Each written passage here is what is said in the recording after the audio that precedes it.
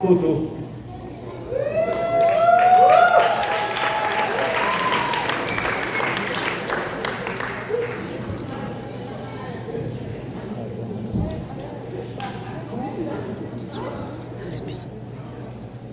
Bonjour tout le monde, j'espère que vous allez bien.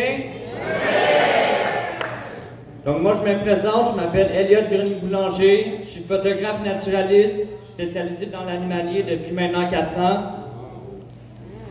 Donc à travers cette présentation, je vais vous présenter mon parcours de l'enfance à aujourd'hui, comment la photographie est entrée dans ma vie et les rencontres qui m'ont marqué.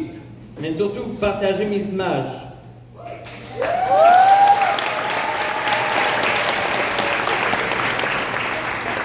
Donc si à travers la présentation, vous avez des questions, malheureusement, ça doit être à la fin du spectacle.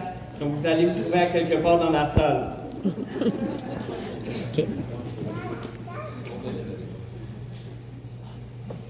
Aïe.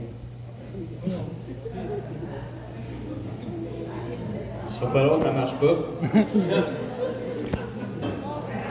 OK.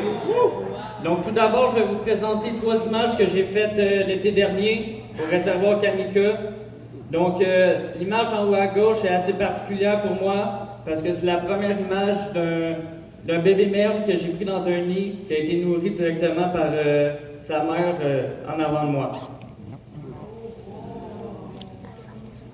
Donc, moi j'ai grandi dans un endroit où la vie m'entoure au quotidien. Donc dès mon jeune âge, j'ai développé une certaine fascination pour les animaux sauvages. Je me souviens avoir été ébahi devant une couleuvre qui mangeait un crapaud tout rond.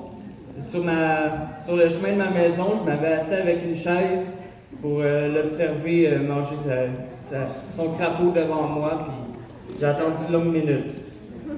Oh yeah. Mais aussi, mes parents m'ont appris une règle simple. La forêt est une maison qui ne nous appartient pas. Et encore aujourd'hui, je continue de m'émerveiller dans ma fenêtre de salon. Donc voici quelques images que je fais juste en arrière de chez moi. Donc ça, c'est une forêt d'automne, vraiment à 30 pas de ma porte. Donc avec cette brume qui vient et qui part pendant l'automne avec la pluie. Donc ça, c'est en hiver, pris par la fenêtre de mon salon, exactement elle que je parle. Donc, tu sais, les tempêtes qu'on a l'habitude d'avoir en mars avec des gros flocons.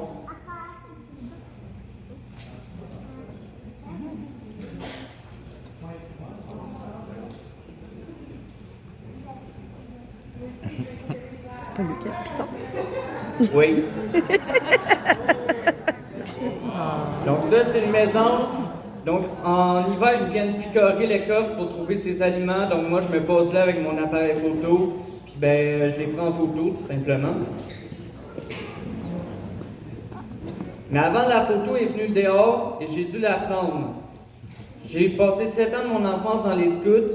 C'est là que j'ai appris à me débrouiller en forêt, me repérer, lire les traces et bien plus encore. J'ai vécu des moments inoubliables, autant que des bons que des mauvais. Scout un jour, scout toujours m'avait dit. Puis un jour, j'ai quitté pour aller vivre mes propres aventures, seul avec mon appareil photo. Parce que la photo a toujours été là, dans ma vie tout le temps, parce que mon père est photographe. Je me souviens, un jour de mariage, je m'avais glissé un appareil photo entre les mains. J'avais à peine 7 ans. C'était un Canon EOS Rebel XS pour les connaisseurs. Puis je m'en veux encore d'avoir raté la photo du bouquet de fleurs. Depuis, je suis toujours resté fidèle à cette marque. Donc le déclic, la photo animalière précisément, s'est fait environ il y a 4-5 ans. C'était un beau soir de juin au réservoir Kamika.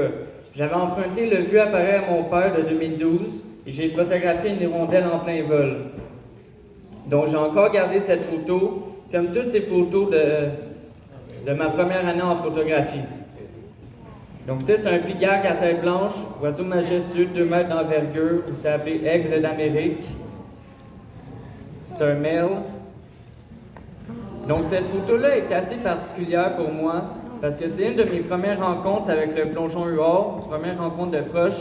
J'avais attendu longtemps, environ 2 mois, tout l'été, pour avoir cette photo-là avec le poisson dans la bouche. Ça, c'est ma première photo d'un cerf, encore réalisée derrière chez moi. Un papillon tigré et une hirondelle bicolore qui nichait dans un tronc d'arbre. Donc, mon approche sauvage est très respectueuse. Grâce à mon histoire et l'inspiration de Vincent Munier, je m'efface le plus possible pour laisser la bête se révéler d'elle-même. C'est ce qu'on appelle l'affût. Tu te poses à un endroit stratégique, t'attends et tu deviens un simple observateur du monde. Je crois même que ce n'est pas moi l'artiste, mais eux. Je ne crie rien, je ne compose rien.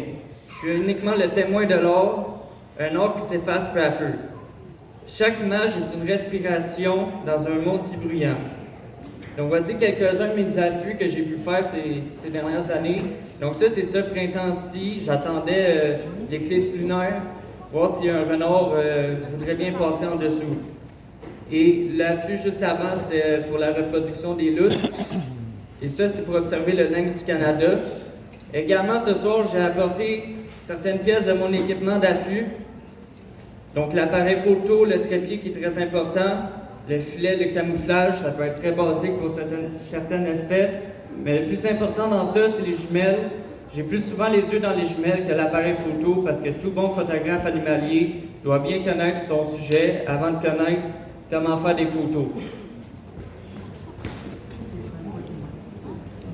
Donc mon style photo a été très impacté par mon histoire et par mon éducation.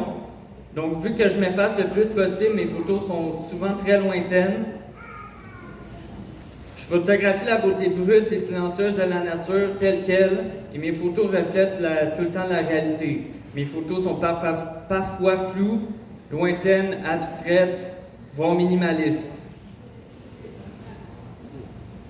Donc ça, à droite, c'est un plongeon UR, souvent cet écho lointain qu'on voit sur le lac. C'est un jaseur d'Amérique qui vient souvent se percher aux mêmes endroits. Encore les plongeons UR. Ça, il était deux, puis lui en face, il a plongé, fait que ça a donné cet effet-là. Donc mes moments marquants en nature, j'en ai plusieurs, mais aujourd'hui, ce soir, je vais vous en présenter uniquement trois. Trois résumés en 4 ans. Donc pour commencer, 2 images de cerf que j'ai réalisées l'été passé. Il était environ 5 heures du matin, j'étais dans les bois, puis moi qui ai l'habitude de laisser la bête se révéler d'elle-même, c'est elle qui est venue à moi. Cette biche, je l'avais aperçue à peu près souvent, très souvent en fait, m'a regardé au loin, puis cette journée-ci, je l'avais aperçue dans la forêt. Je m'avais couché derrière une butte de mousse pour la photographier, puis elle est tellement venue proche que je l'ai senti respirer. Elle me transmet un certain message à travers ses yeux à yeux, dans un silence vraiment, vraiment lourd, pendant de longues minutes. C'est un message qu'aucun mot ne peut transcrire. Donc après, c'est pas un moment précis, mais c'est tous les moments que j'ai passés avec les plongeons UR. Cet écho de la nuit, cette silhouette discrète mais tellement belle. Au fil des années, j'ai presque tissé un lien avec certains. Et ça me fera toujours rire les gens qui disent avoir entendu des loups au petit matin. Donc voici quelques photos que j'ai pu réaliser ces dernières années. Et pour finir, c'est le castor du Canada. Ma première rencontre avec lui a été très particulière.